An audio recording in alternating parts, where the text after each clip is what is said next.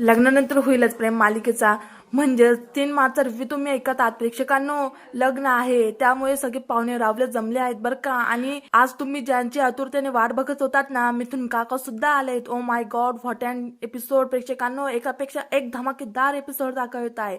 रम्या वसवत्याला म्हणते, आई तुझ्याकडे हे करण्याशिवाय काही पर्याय नाही. वसवत्या म्हणतात, काय ग रम्या, लग्न उद्यावर आले म्हणून तू मला हे करायला भाग पाडतेस ना. नाहीतर तुला काही करता आलं नाही, पण मला हे करायला लावू नकोस. जिवंतपणी तर मी हे अजिबात करणार नाही.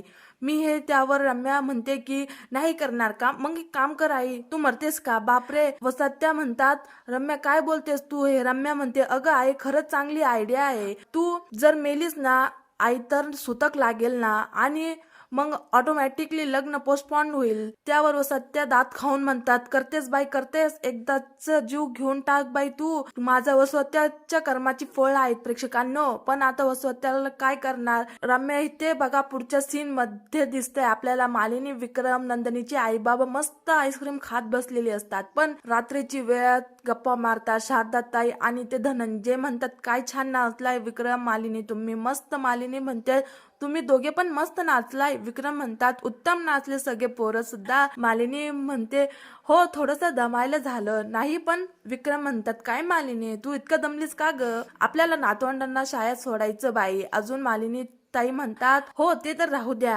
आता नातवंडांना शाळेत वगैरे सोडायला वेळ आहे. आधी आपलं पोरं एवढं सगळं झाल्यावर भोल्यावर पोचली ना, हेच पुष्कळ समजा. मग शारदाताई म्हणतात, बरं बाई कधीतरी वाटायचं की ही जी त्यांची परीक्षात पोरं पास होतात की नाही असं वाटायचं. हो तेवढ्यात कोणाचा तरी आवाज येतो, तो पास झाले पोर आता, आणि तो आवाज असतो मिथून काकांचा. विक्रम खुश होतात. मालिनी पण म्हणतात, वा भाऊजी या मिथून काका. म्हणतात विक्रम दादा, अहो तुमच्या पोरांच्या लव्ह स्टोऱ्यांचा फेल होणार नाही. एकदा पोपटांचा डोळा, आय लाईक इट दिस. मिथून काका आल्याने लग्नांचा मध्ये एक वेगळंच चैतन्य आलंय बरं का मंडळी. विक्रम म्हणतात, वाटलंयच मला, आज भिंतीवर एक कावळा ओरडत होता, वाटलंच की आज मिठू मिठू बोलणारा येणार आहे.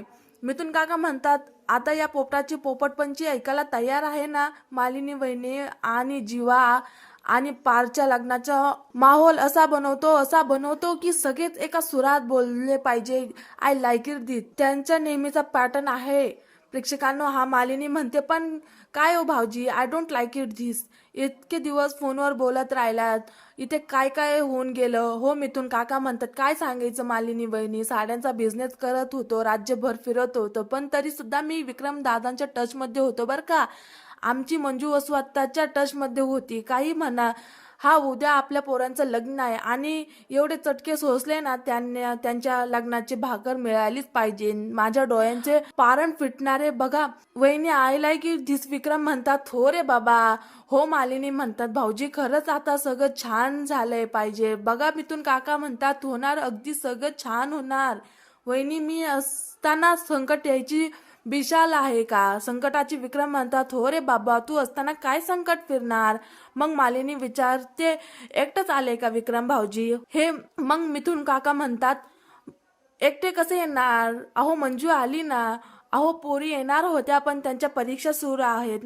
ही मंजू गेली आहे नवऱ्या पोरांना भेटायला आणि मी आलो आपल्या दोघं देवाला भेटायला. म्हणजेच विक्रम काका आय लाईक इट दिस असं ते म्हणतात. मालिनी म्हणते, भाऊजी थोडं आधी यायचं ना. हो बघा ना आता संगीत मेहंदी सगळं सगळं झालंय तुमच्याशिवाय. मिथून काका भारी उत्तर देत म्हणतात, अहो वहिनी लग्न घरात सगळी हळदी मेहंदी होतं, पण आपल्या घरात जोरावर आत्याची पोरं रोसत नाही, फुगत नाही, कांड करत नाही.